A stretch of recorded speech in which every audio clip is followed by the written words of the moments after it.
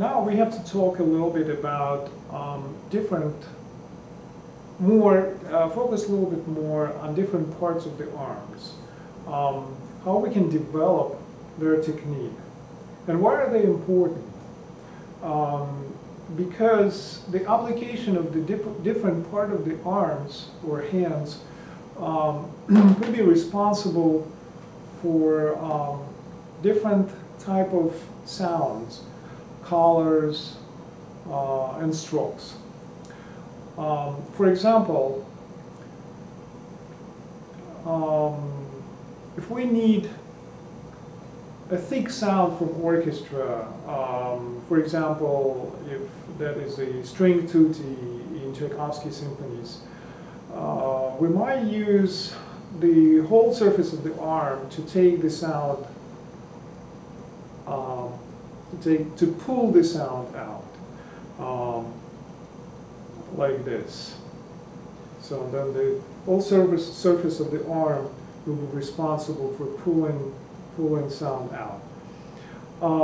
But also sometimes we need lighter sound.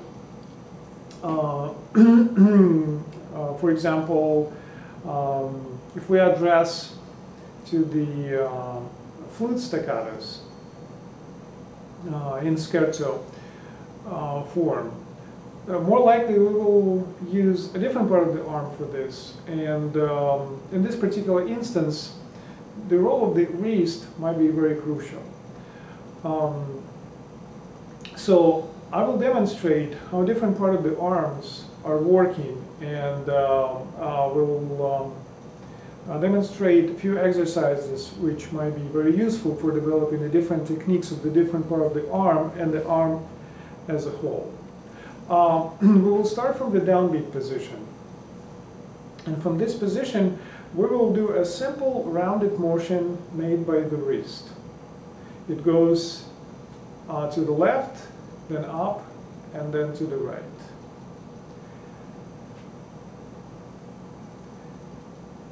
So the idea of this motion is the wrist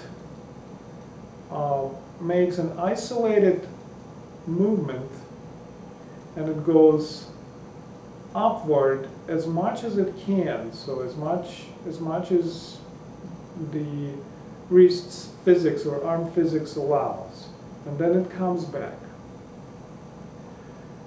And what is important about developing this movement, that many times such movement is very, very useful, and also a variation of that movement. So it could be faster, or it could be slower, it could be very fast too.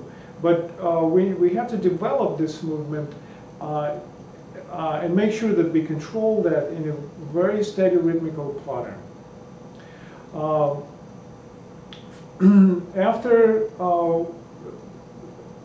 a certain progress will be made in doing a rounded motion in one position, we can transfer this throughout the scheme. Let's see if we can use 4/4 meter for that motion. So it will be 1, then 2, then 3, then 4. At the beginning, we can use a motion on a similar side from right to left.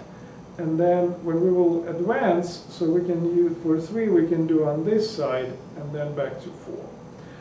But at the beginning, I will recommend to work on this motion in a similar pattern. Then, what is important?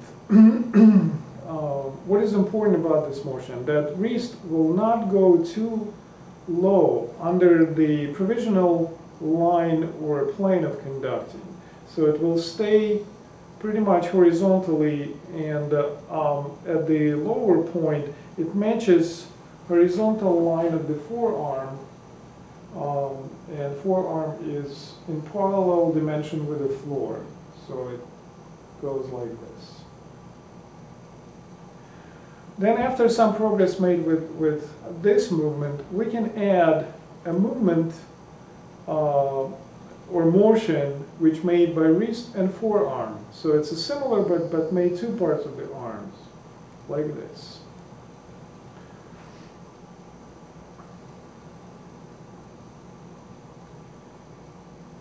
And as you may notice, that in both instances, end of the tip of the fingers are leading the motion. So we have to make sure that everybody's attention focused here. So, and again, if we do that in a single beat, or we transfer that throughout the scheme, so the focus stays here. Okay?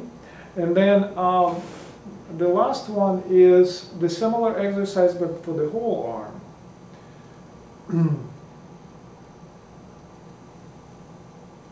And whole arm involved. So, and it's important again is that there's no any flip-flops or any breaking points in the arm. The arm stays linear, so that the whole arm motion is performed as a one single solid motion. So, and again, we can transfer that through the scheme. 1, 2, 3, and 4. And similar as for the wrist, we can, when